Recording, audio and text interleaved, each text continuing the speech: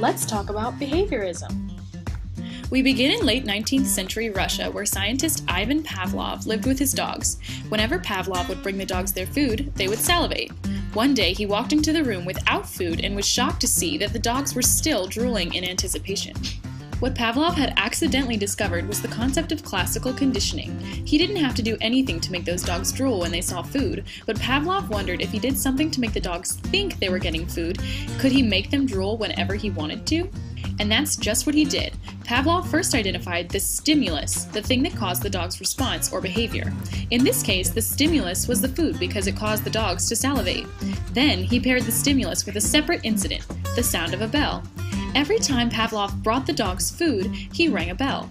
Once the dogs got used to the sound of the bell at feeding time, Pavlov tried ringing the bell without giving the dogs any food. And voila! The dogs started drooling anyway. Pavlov had successfully trained the dogs to react to the new stimulus, the ringing of the bell, the same way that they reacted to food.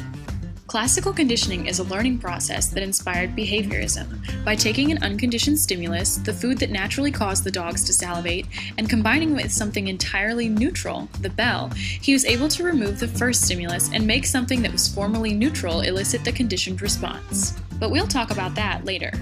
John B. Watson, an American psychologist, was intrigued by Pavlov's studies. He, along with many other behavioralists in the 20th century, believed that psychology should be a science, that is, based on facts and observable measurements. He believed that human development could only be based on what one could see.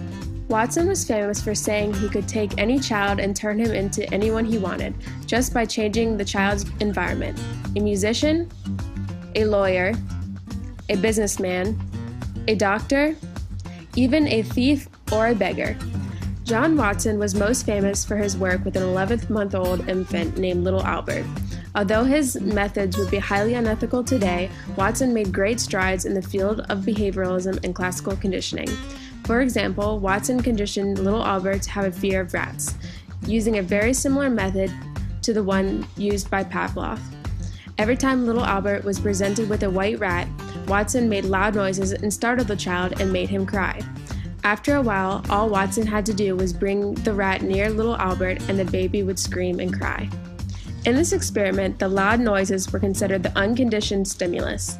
Little Albert didn't need to learn to be afraid of loud noises, just like the dogs in Pavlov's experiment didn't need to be taught to drool at the sight of food. These things provoke certain responses naturally. Therefore, Little Albert crying serves as the unconditioned response. Crying or screaming is a baby's natural response to loud noises. Likewise, drooling is a natural response for dogs that smell good food. Once Little Albert began to associate the neutral rat with the negative, loud noise, the rat became the conditioned stimulus. That is, the previously neutral object that now elicits a response. In Pavlov's experiment, this was the bell that eventually made the dogs drool. And that makes Little Albert's fear of the rats the conditioned response. Even though he wasn't afraid of rats at first, he eventually learned by associating rats with loud noises that upset him. B.F. Skinner, an American scientist born in 1904, took classical conditioning just one step further. Skinner is often called the father of operant conditioning, and he was most famous for conducting experiments with animals in his Skinner box. Like Watson, Skinner believed that psychology should be studied through a more objective lens, and that required hard evidence, observation, and experimentation. Operant conditioning is similar to classical conditioning, but by no means are the two the same. You see, operant conditioning involves changing one's behavior by use of reinforcement or punishment, which is given after a desired response. The behaviors that change in operant conditioning are voluntary. The behaviors operate on the environment to produce an outcome.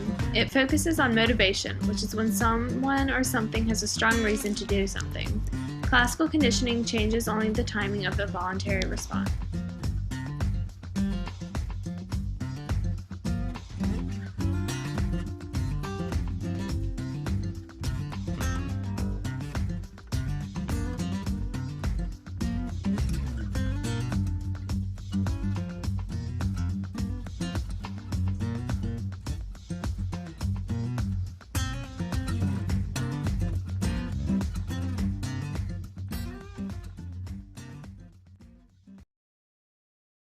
Created using Powtoon.